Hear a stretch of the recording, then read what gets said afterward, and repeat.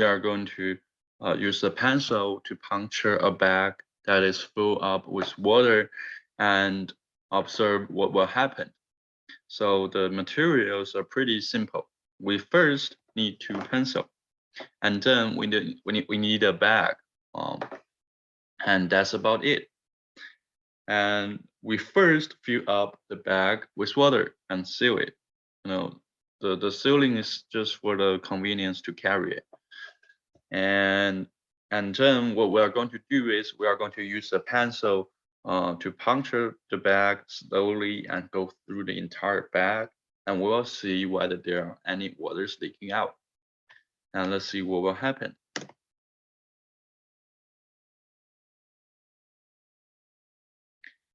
As you can see, now I'm using the first pencil to puncture the bag.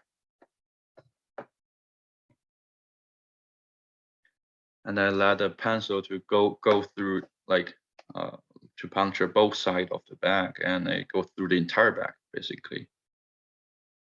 And then I use a second pencil to puncture the bag at the different dips. By dips, I mean the distance, like how far away the pencil is from the top of the bag. So in this case, the first pencil, the pencil on the lower side, like lower down here, will be deeper than the pencil that is upper here.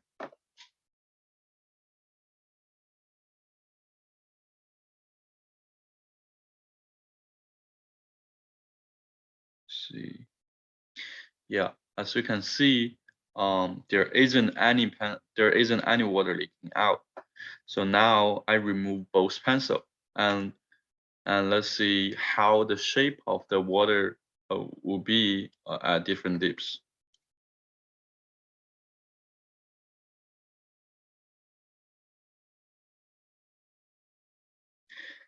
As you can see, the pencil form a different shape when it's at different dips. As you can see, the first one, the water that is going out from the hole, lower part of the bag, it is shooting further away, and it is more like a straight line.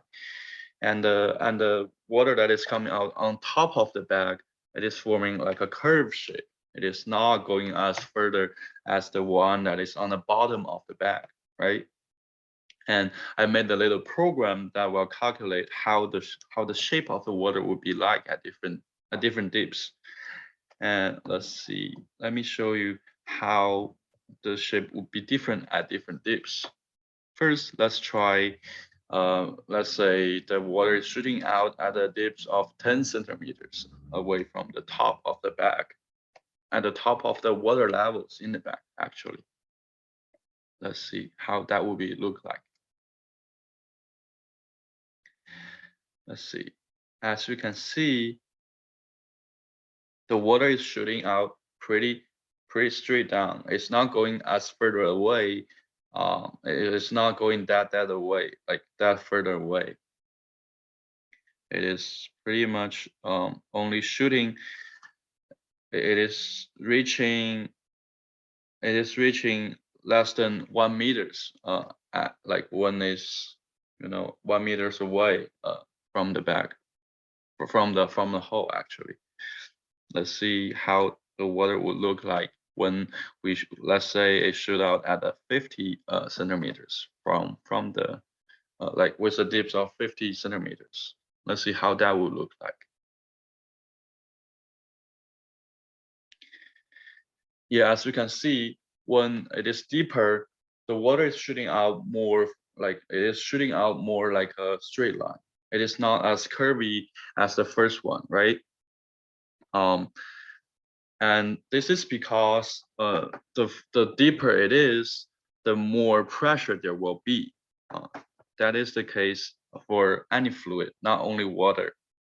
So let's say if you're at one meters, if you're 1 meters away from the surface of the swimming pool, you won't feel like as much pressure when you are like, let's say 3 meters away from the surface of the swimming pool.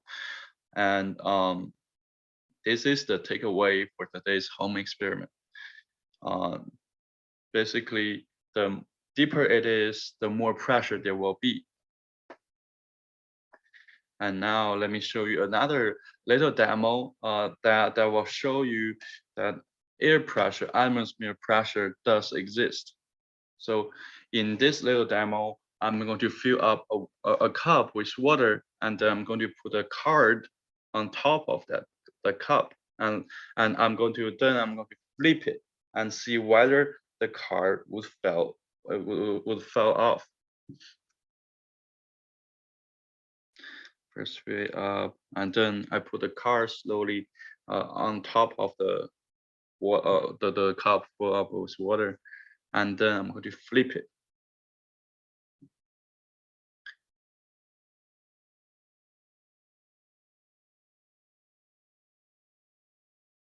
As you can see, I flipped the entire cup. However, the water is not falling off. The cup has been sucked there.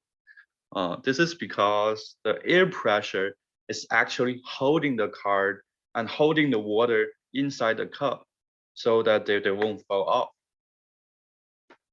So this little demo will prove that atmospheric pressure does exist. Yeah, and this is about it for today's home experiment. Thanks for watching, and I hope you like it.